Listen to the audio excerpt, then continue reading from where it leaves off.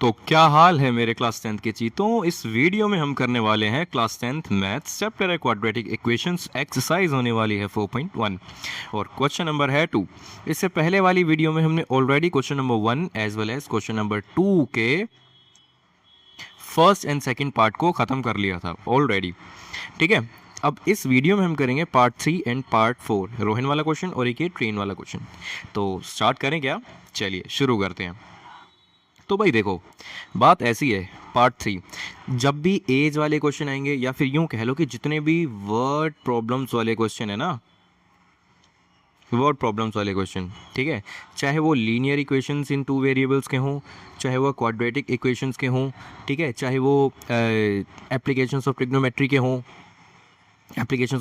के हों, या और कोई चैप्टर के हों, ठीक है, इनफैक्ट कुछ हद तक एपी के भी ले सकते हो, ठीक है। और ये सारे के सारे बहुत ज़्यादा इम्पोर्टेंट हैं, ठीक है ना। तो इनको तो किसी भी हालत में मिस करना ही नहीं है आपको, ठीक है। तो चलिए अब इस वीडियो में आगे बढ़ते हैं। तो देखो, पहला क्वेश्चन, क्वेश्चन नंबर सेकेंड का थर्ड पार्ट जो है वो क्या कहता है, हमें कहता है कि भाई Rohan's mother is 26 years older than him. यानी अगर रोहन x ईयर्स का है ना, पहले तो लेट करेंगे ना रोहन को, क्योंकि देखो रोहन के रेस्पेक्ट में मदर की एज गिवन है ना। लेट से कि अगर रोहन 1 साल का है ना, तो मदर कितने साल की होगी? ये देखो रोहन और ये मदर, तो mother 26 years older than him, यानी 26 ऐड कर देंगे तो यानी 27 साल की है मदर, ठीक है। ऐसे ही अगर रोहन x ईयर्स का है ना, if Rohan is x years old, then his mother would be x plus 26, right. So let करते हैं, यहाँ पे इस चीज को मैं रब करना चाहूंगा।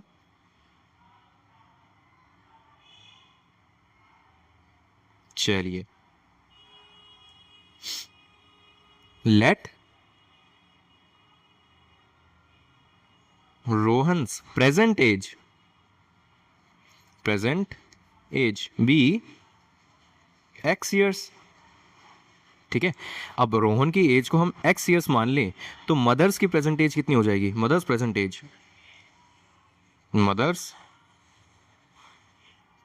As will be x plus 26 years. सही है क्या? चलिए आगे देखते हैं। अब the product of their ages, यानी इन दोनों की एजेस का हमें प्रोडक्ट लेना है। कौन सी एजेस का? अब से 3 साल बाद वाली, ठीक है। 3 years फ्रॉम नाउ का मतलब होता है 3 साल बाद वाली एजेस, ठीक है। देखो ना, the product of their edges in years 3 years from now, अब से 3 साल बाद की बात हो रही है ना।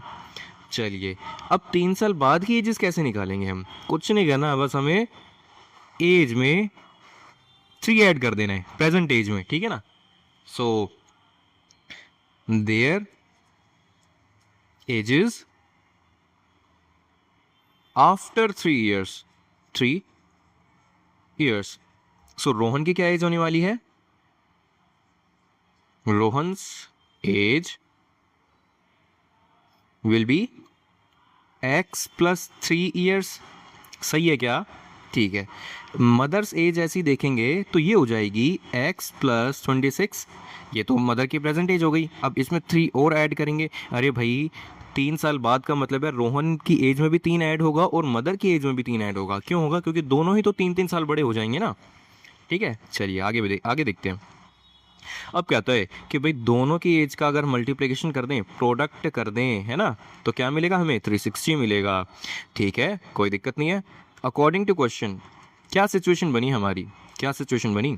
रोहन की एज को x प्लस 3, ठीक है, मल्टीप्लाई कर देंगे अगर हम मदर की एज से। देखो, इसको मैं x प्लस 29 लिख सकता हूँ क्या? है ना, कैसे 26 प्लस 3 इज़ व्हाट? 29, है ना, और x तो वेरिएबल है तो वो ऐड होगा नहीं ऐसे, ठीक है। अब इन दोनों का मल्टीप्लिकेशन कितना आना चाहिए? 360 अकॉर्डिंग टू क्वेश्चन, ठीक है। ये हमारी इक्वेशन तैयार हो गई है। चलिए अब सॉल्व करने का देखते हैं। सो भाई देखो, x को x से मल्टीप्लाई करेंगे तो x स्क्वायर आएगा, ठीक है, x को 29 से मल्टीप्लाई करेंगे तो 29x आएगा। ऐसे ही 3 को x से करेंगे तो 3x आएगा। एंड 29 को 3 से करेंगे तो कितना आएगा, यहाँ पे 3 9 17, 27, 3 9 27 एंड 3 2 6 7 8, 87। ठीक है, और ये हो गया 360। ठीक है, अब देखो एक्स स्क्वायर और इधर 360 आ जाएगा। अच्छा, 29x और 3x को अगर हम ऐड कर लें तो कितना बनेगा, 29 और 3x 32x प्लस 87 माइनस 360, सही है ना, और इक्वल टू में 0 है। ठीक है, चलिए, और ये कितना हो जाएगा, x square plus 32x plus minus minus, है ना, माइनस होगा लेकिन साइन कौन सा आएगा, 360 वाला, क्योंकि बड़ा था तो माइनस लगा दिया मैंने। ठीक है, 87 माइनस करेंगे तो कितना होगा, 273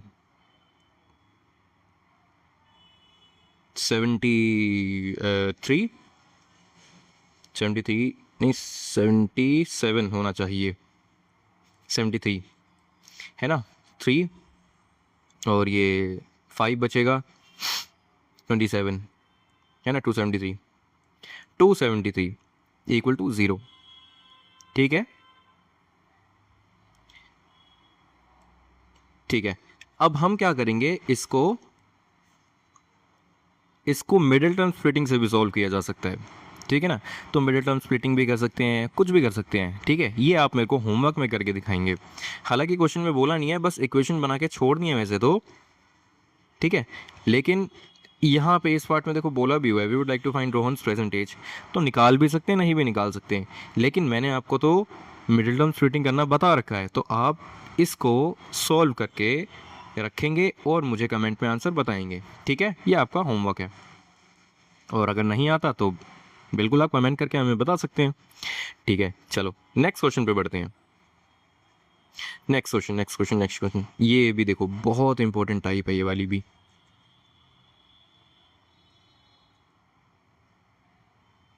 ठीक है, चलिए, तो भाई देखो, ये क्वेश्चन करने से पहले मैं तुम्हें एक फॉर्मूला बताना चाहूँगा, जो फॉर्मूला आपको ऑलरेडी आता है वैसे तो, which is speed equals distance divided by time. सही है ना, जिसको हम ऐसे भी लिख सकते हैं, speed equal to distance divided by time. हालांकि डी डिस्टेंस नहीं होता, डिस्टेंस को एस से डिनोट करते हैं, स्पीड को हम वी से डिनोट कर देते हैं, और टी को टी ही रहने देते हैं टाइम को। ठीक है, लेकिन कोई नहीं, मैथ्स है, साइंस नहीं है। ठीक है, चलिए आगे देखते हैं। तो अगर मैं इस फॉर्मूले को थोड़ा सा और मॉडिफाई करना चाहूँ तो मॉडिफाई भी किया जा सकता है, कैसे, T equal to D divided by S. सही है ना, है ना, या फिर D equal to T times S. सही है, बिल्कुल ठीक है। तो ये तीन चीज़ें आपको दिमाग में रखनी है। ठीक है, कोई भी चीज़ कभी भी यूज़ हो सकती है। चलिए अब ये क्वेश्चन की तरफ देखते हैं, क्या कहना चाहता है ये। A train travels a distance of 480 kilometre at a uniform speed. ठीक है, if the speed had been 8 kilometre per hour less than it would have taken 3 hours more. ठीक है, अब एक चीज़ और समझना यहाँ से, क्या चीज़, कि अगर, ठीक है ध्यान से देखना, ये स्पीड है और ये टाइम है।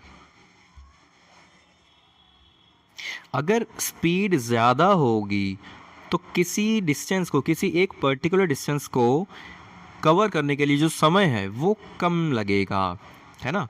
अगर डिस्टेंस सेम है तो, क्या डिस्टेंस सेम ही है तो, ठीक है, और उसी डिस्टेंस को कवर करने के लिए अगर हम कम स्पीड से ट्रैवल करें, ठीक है, तो टाइम ज़्यादा हो जाएगा। समझ में आया ये चीज़, बस इतना सा ध्यान रखना है आपको। इसी को हम बोल सकते हैं, जो स्पीड है उसमें रिलेशन होता है स्पीड और टाइम में इन्वर्स। ठीक है, so speed is inversely related to time. ठीक है, स्पीड जो है इन्वर्सली रिलेट करती है टाइम से। ठीक है ना, चलिए अब और आगे देखते हैं और क्या बोल रहे हैं। तो भाई देखो, यहाँ पे स्पीड तो गिवन है नहीं, तो हम क्या करेंगे, स्पीड को लेट कर लेते हैं, let the speed let the speed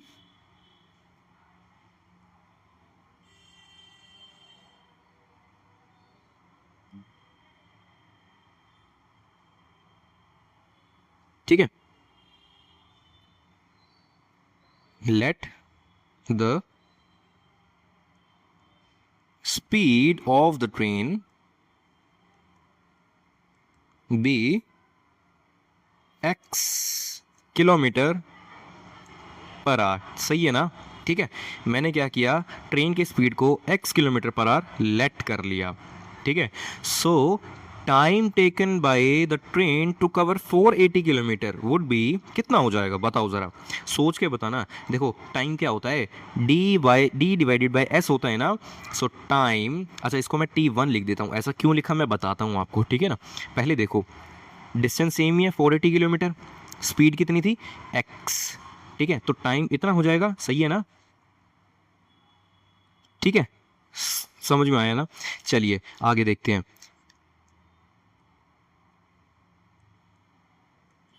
if the speed is 8 kilometre per hour less then what, less than original speed. ठीक है, अगर स्पीड जो है 8 किलोमीटर पर आवर कम होगी ओरिजिनल स्पीड से, ठीक है, तो कितनी हो जाएगी देखना, x तो भाई ओरिजिनल थी ना, इसमें से अगर मैं 8 कम कर दूं तो मेरी नई वाली स्पीड आ जाएगी जो कम वाली स्पीड है। ठीक है, समझ में आया? ठीक है, तो 8 kilometre sorry x minus 8 kilometre per our की स्पीड है नई वाली, कम वाली। ठीक है, अब देखो इस स्पीड से ट्रैवल करने के लिए कितना टाइम लगेगा, इसको मैं T2 नाम दे देता हूँ। अब समझ में आया? मैंने T1 यहाँ पे इसीलिए दिया था और T2 यहाँ पे इसलिए दे रहा हूँ क्योंकि स्पीड्स अलग अलग है। स्पीड्स अलग अलग होने से उसी डिस्टेंस को कवर करने का जो टाइम है वो भी बदल जाएगा। समझ में आया? ठीक है, तो भाई डिस्टेंस तो सेम ही है 480 और स्पीड बदल चुकी है, स्पीड हो गई है x माइनस 8 किलोमीटर पर आवर्स। ठीक है, तो आई होप ये बात भी आपको समझ में आई। ठीक है, अब देखना ज़रा क्या चीज़ बताना चाह रहा हूँ मैं। ये वाला जो है जहाँ पे मैंने एरो बनाई है, स्पीड कम है तो टाइम ज़्यादा होगा ये वाला। सो T2 जो है वो बड़ा है T1 से, है ना, ध्यान रखना। तो अगर मैं T2 माइनस T1 करूँगा तो मेरा पॉजिटिव आंसर आएगा। और क्वेश्चन में कितना दे रखा है ये देखते हैं ज़रा। कहते हैं कि भाई 3 घंटे ज़्यादा लेगा, है ना, ज़्यादा लेगा ज़्यादा लेगा, मतलब जो ट्रेन है वो टाइम ज़्यादा लेगी if it travels with speed of x minus 8 kilometre per hour to cover a distance of 480 kilometre. ठीक है, चलिए इसको इक्वेशन की फॉर्म में देखते हैं। तो अकॉर्डिंग टू क्वेश्चन, ट्रेन अगर ट्रैवल कर रही है 480 डिवाइडेड बाई x माइनस 8 से, ठीक है, ये समय ज़्यादा है क्योंकि स्पीड कम है ना, ये समय ज़्यादा है क्योंकि स्पीड कम है। मैंने आपको स्टार्टिंग में बताया था ना कि स्पीड और टाइम में इन्वर्स रिलेशन होता है, स्पीड ज़्यादा टाइम कम, टाइम ज़्यादा का मतलब स्पीड कम हो गई। ठीक है, और अगर मैं इसको माइनस करूं ओरिजिनल टाइम को तो भाई 3 घंटे का अंतर आना चाहिए। ये देखो ना, ये टाइम ही तो है, ये भी तो टाइम है, माइनस करेंगे तो टाइम ही तो रखेंगे इक्वल में। ठीक है ना, टाइम का डिफरेंस जो है वो 3 आवर्स से रखा है। समझ में आया ना? ठीक है, चलिए इसको सॉल्व करते हैं। अभी कुछ नहीं करना, 480 अगर मैं इधर से कॉमन ले लूँ तो ब्रैकेट में बचेगा मेरे पास 1 by x minus 8 minus 1 by x. ठीक है, ब्रैकेट क्लोज एंड इक्वल में 3। सही है, ठीक है। अब जो ब्रैकेट वाला है इसको सॉल्व करने के लिए मैं एलसीएम लूँगा, x minus 8 multiplied by x. हालांकि एलसीएम लेना नहीं होता, बस ये एक दूसरे को मल्टीप्लाई कर देते हैं तो ये एलसीएम हो गया। सो ये हो जाएगा x minus 8 multiplied by x, और इसको ऐसे मल्टीप्लाई करेंगे और इसको ऐसे मल्टीप्लाई करेंगे। ठीक है, चलिए तो ये इधर x माइनस 8, सही है ना, इक्वल टू में 3 और इधर है हमारा 480। चलिए आगे देखते हैं। 480 ब्रैकेट ओपन करेंगे, अंदर वाला x माइनस प्लस का 8 हो जाएगा, है ना। देखो माइनस था तो माइनस से x और माइनस का माइनस से मल्टीप्लाई करेंगे तो प्लस का हो जाएगा, तो प्लस का 8 आएगा। ठीक है, चलिए और डिवाइड में देखें तो x square minus 8x multiply हो गया तो नॉर्मली, और इक्वल टू में 3, सही है ना। देखो एक्स से एक्स वाला कैंसिल आउट हो गया, ठीक है। ऊपर क्या बचा है, 480 multiplied by 8 divided by x square minus 8x equal to 3, ठीक है। कैसे करेंगे, 480 मल्टीप्लाइड बाई 8 इक्वल टू 3, ये सारा मैं इधर ले गया, ठीक है, ये x है, ठीक है। चलिए 3 को मैं इधर डिवाइड में लेके आ सकता हूँ, जो कि हो जाएगा 480 into 8 divided by 3 x square minus 8x, सही है। अब 480 को मैं 3 से डिवाइड करूँगा तो कितना आएगा मेरे पास 160 टाइम्स 8 कितना हो जाएगा 1280, सही है क्या। और ये हो गया एक्स स्क्वायर माइनस 8x, ठीक है। 1280 को उधर लेके जाएंगे तो ये हो जाएगा x square minus 8x minus 1280 and equal to में कुछ नहीं है, नथिंग। तो ये हमारी प्रिपेयर हो चुकी है इक्वेशन, सही है।